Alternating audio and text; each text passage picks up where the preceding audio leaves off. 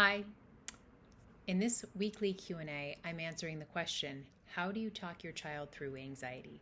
And for those of you that don't know me, for 12 years, I was a school psychologist and I've worked with kids for 20 years. I have always loved kids.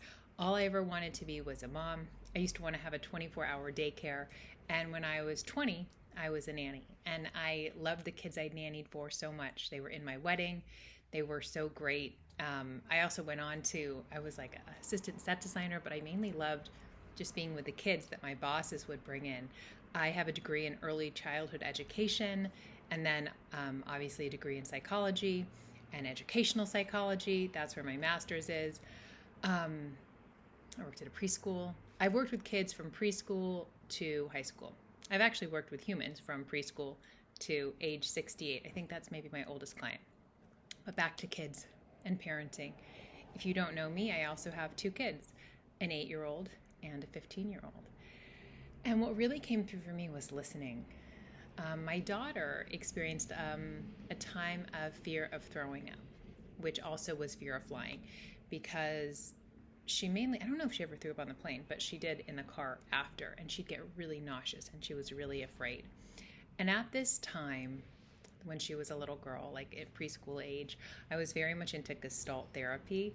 And I'm not saying that's the approach you need, but what I loved about it was this curiosity, and it was right for her. So she's an artist. She actually off to art camp this summer, but she loves drawing. And I'm sharing that if you know your kid, maybe they're ready to talk about it. Maybe they want to draw about it. Maybe they want to play. I was very into play therapy. I did a lot of like trainings in play therapy, but you don't even need trainings. When I told my children that we were getting divorced, my son, right after, he had this just like random game of pigs that he had gotten maybe for, I don't know, at some party.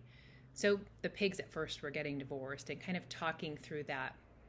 And then when we were done with the pig game, we went to Legos. And in the Lego scene, the parents got divorced and the mom was going to marry this dad but wasn't accepting of the son. And like kids will, especially if you have that kind of curious open relationship and you're going into this conversation, kids will play it out. You know, sometimes if you're just allowing it, and you might want to invite it, but there's so many ways of, it doesn't have to just be a sit down talk with your kid. Let's talk through your anxiety. And you might be saying, well, how do I talk to them when they're actively being anxious? And again, I think it's listening, it's getting curious. And that is when I think the opportunity of deepening your own understanding of anxiety and how we work as human beings can be really helpful. Because then you can deepen your understanding, and then you show up and listen, and you'll just kind of know what to say in a way. And it won't be false. It won't be like you're going to be okay if you really think they're not going to be. And so when I say that, I think, I wonder if you already know what to say. Like when we get quiet, we can tap into that wisdom and common sense that we know when we know our children. That said, I have always loved books too. I'm going to recommend some books. So first I'm going to share my drawings or my child's drawings, and then say some books, because I've always loved books, whether it's like kind of a bibliotherapy. So I have a few books for children and some recommendations for adults. But these are some drawings, and I'm happy I saved them. That they might be backwards. Oh, actually, no, it's not. This was my daughter. This was Doom getting better. Maybe I should start with the Doom not being good. Again, we talked a lot about the plane, and we draw because she's just naturally an artist. So we'd kind of draw. And I think that's actually her drawing. And I'd ask her little questions, and she drew her face. And I'm not saying this is what you need to do, but I'm just giving you an idea. You know, and it was, as I said, this was very Gestalt, but we were kind of talking, what would the tears say? And I would then dictate it, and she would draw, and we would kind of talk through that. And I think we also got in that routine, if that's kind of how we talk about big feelings, is with drawing. And what was really important, I think, was it allowed me to come from a place of love and listening and curiosity, not judgment, not rushing. I'm not saying I was 100% perfect. But this one, I think I'm remembering she was feeling a little bit anxious, maybe going to a party. And we drew this. And part of it was I'm really excited to see Avery, and then she was impatient, and then she was nervous. And it was kind of just really interesting to see that. I have worked with children, for a long time, and some kids would not have wanted to draw. Sometimes we'd write songs. Sometimes it's just we would be shooting hoops, and that's when they talk.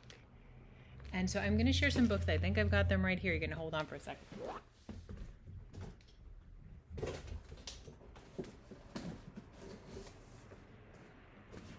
I should have gotten these out sooner. Here is a book that I love, What is a Thought? A Thought is a Lot, by Jack Pransky. That could be a great one depending on the age of your child. But honestly, I even read children's book, sometimes to middle schoolers. If you're like, I know it's young, but that's a great one. This one, a book about thinking thoughts by George and Linda Pransky, Superstars, amazing. Another one, a book about happiness. And also Sari, it's over there, and I don't want you to have to wait again, but Sari Taylor, my friend and colleague, has a wonderful book about anxiety for adults, and then also a healthy minds manual for families. You can find that on Amazon and on Sari's page. And as I said, I always loved having books. I would really recommend those in terms of how they talk about thoughts. A great parenting book that I love is Parenting from the Heart by Jack Pransky. Oh, sitting on my things. So that's what's coming through for me in terms of talking to your child. Sometimes it just might be sitting there too. As I said, listening, playing games, letting them be, and deepening your own understanding of how we work as human beings. And I've really come to see anxiety as a gift, a love letter, as my mentor, Dr. Pettit, would say. I mean, I know that when I first heard him say that, I guess it was maybe 3.5 years ago, it was like, love letter, this is horrible. But really knowing that a thought always comes before a feeling. And just because we have a feeling, we feel something so strongly, doesn't mean that it's true. Anxiety can often just be this lovely love letter, a friendly alarm like, hey, take a pause, let's let your thinking go. I could go on and on about deepening your understanding. And I have usually every month, I have a new group. Tomorrow, my Even More Peace group starts. So if you are a parent and you have a child that's struggling with anxiety, this could be a great group for you to join to deepen your understanding. And again, too, though, I always have individual sessions, or almost always. Sometimes I have a wait list, but right now I don't.